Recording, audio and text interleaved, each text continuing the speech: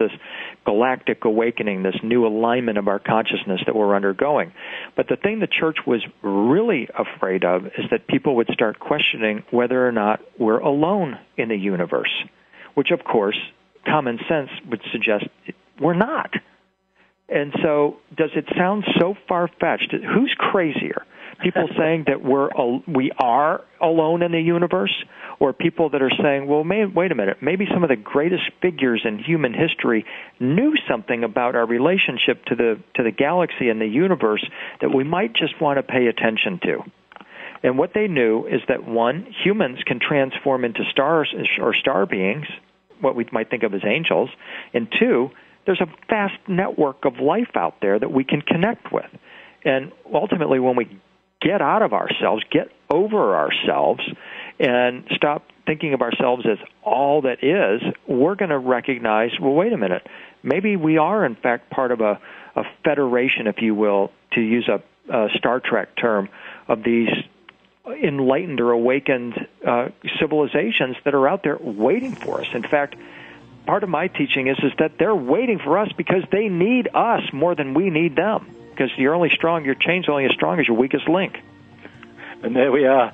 So, William, we're coming up to our final break at this point. So when we return, we'll talk about your new presentation, Soul Rising. This is Peter Tounge for Awakening to Conscious Co-Creation.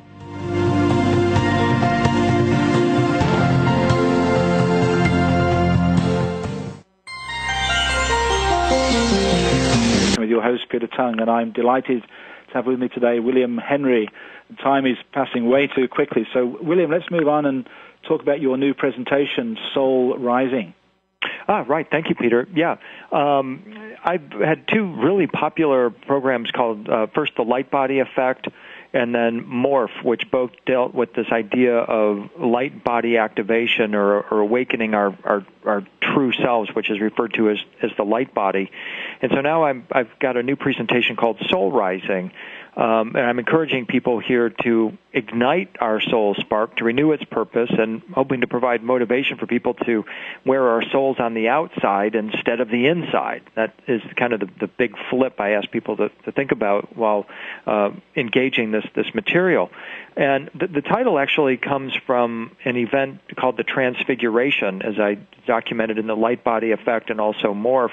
This was an episode where Jesus takes several disciples up to the top of the Mount of Transfiguration, the Mount of Glory, and he suddenly morphs or transforms into a being of light right before their eyes.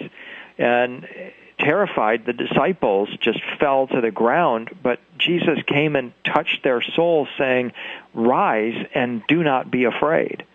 And so I'm thinking, okay, he's talking about soul rising here. And in fact, as I described in the Light Body Effect and in Morph, there is a class of artwork called icons that were created with the intention that the divine light that shone around Jesus during the Transfiguration could be transmitted through this certain class of artwork.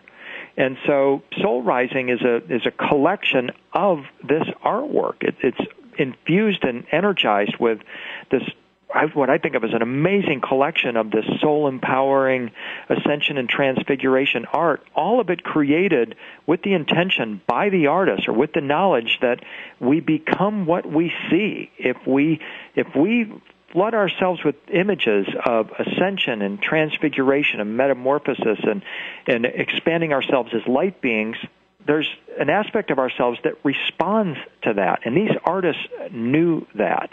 And so that's what I'm primarily working with in Soul Rising, is this extraordinary art with the knowledge that if people will kind of open their soul to the light that is in this artwork, it will begin to reflect in their lives. All they have to do is concentrate on it, meditate on it, and then reflect it in their own lives, and suddenly some dramatic things start happening, dramatically positive things start happening.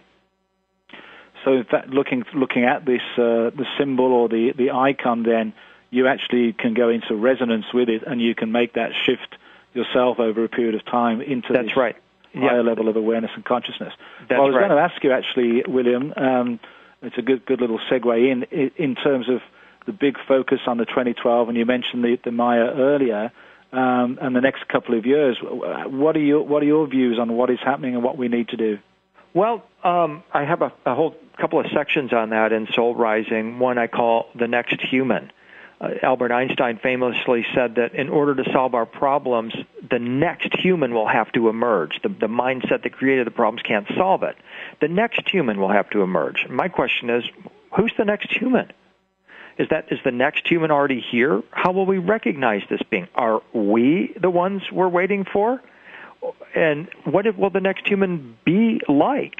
And as far as I'm concerned, we have two choices right now. One, we're either going to turn ourselves into cyborgs and enfolded into this new amazing internet matrix that's only going to grow in power and intelligence, or the next human, I believe, is a fully activated light being. And that's the direction, of course, I believe that we need to go. And we're getting support right now in that quest from the galaxy itself. As we align with the center of the galaxy, numerous researchers are talking about higher energies emanating from the center of the galaxy that are here to feed this incredible metamorphosis or transformation. I like to, as I mentioned earlier, think of the galaxy as the temple. The center of the galaxy, I mentioned, I feel or think of as the Holy of Holies of the temple. This is where you find the throne of God. Would you believe that Revelation, the book of Revelation, chapter 20, verse 12, Revelation 20:12, is Judgment Day? It's the end of the world in the Christian prophetic tradition. This is when we stand before the throne, says Revelation 20:12, and all are judged according to what they had done as recorded in the books. I believe that we are right now, Peter, standing in front of the throne. We are in alignment with the center of the Milky Way galaxy. Our consciousness is being expanded and aligned with that center. How are you going to behave in front of the throne of God? Are you going to lie? Are you going to steal? Are you going to cheat? Are you going to act in any way? Are you going to say you're going to be transparent and then not be transparent? Are you joking? If you believe that this is Judgment Day, as I believe it is, and judgment in this instance isn't some dirty old white man on the throne here to throw the book at you. They're wanting to know how loving of a being are you, because the beings that inhabit the throne are beings of pure light and pure love, and they want us to be beings of pure light and pure love. So when people ask me, what am I going to be doing for 2012, I'm saying I'm starting now by cleaning out my heart and get rid of all that gunk, make my heart lighter than the feather, as happened in the Egyptian Judgment Day scenario, because I believe that we are lined up with the center of the galaxy, and if my heart is pure, I am going to be able to receive this amazing energy so many people are talking about that is presently coming into our world from the galactic center. So in some ways, then, it's like a massive Stargate opening. Exactly. Yeah, wow. William, amazingly, we're coming up to the end of the hour, and I want to give you a moment to tell all of our listeners how they can connect with you and get your DVDs and books, which I strongly recommend people do. This is really, really highest level awareness, I believe, in this current time. So, William, how can people make that connection? Yep, please. Visit my website, which is williamhenry.net. I've got information about various trips and tours I'm doing. I've got my books and DVDs are available. I hope you'll maybe get a bundle of them and watch them by yourself, or maybe get a group of people together and watch them. People tell me all the time how much power there is in watching this kind of material and sharing this material in a group setting. And so I would love it if they would do that. Or I've got a newsletter button. You can join my newsletter, and I'll give you monthly updates about new products or new events, that sort of thing. Well, thank you so much. And your new Soul Rising DVD will be out in November. That's right, November 1st. So, William, I really appreciate your time today. It's been an absolutely wonderful discussion, and my pleasure. Thank you. Another hour. Thank you so much. Okay, take care, Peter. Thank you so much. Thank you. Bye. Another phenomenal guest on the show, and it continues next week with Graham Hancock, who will be talking about his new book, which is his first fictional book called Entangled, and his experiences with ayahuasca, which should be a very interesting show. I hope you have a wonderful week. This is Peter Tounge for Awakening to Conscious Co-Creation.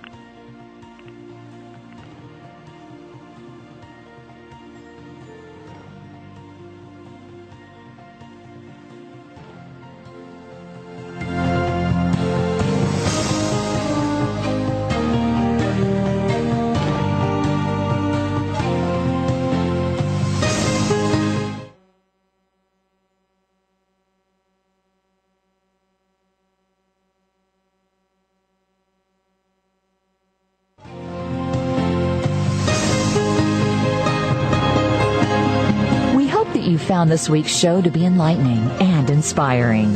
Please join host Peter Tounge for another edition of Awakening to Conscious Creation next Wednesday at 3 p.m. Eastern Time, noon Pacific Time on Seventh Wave Network.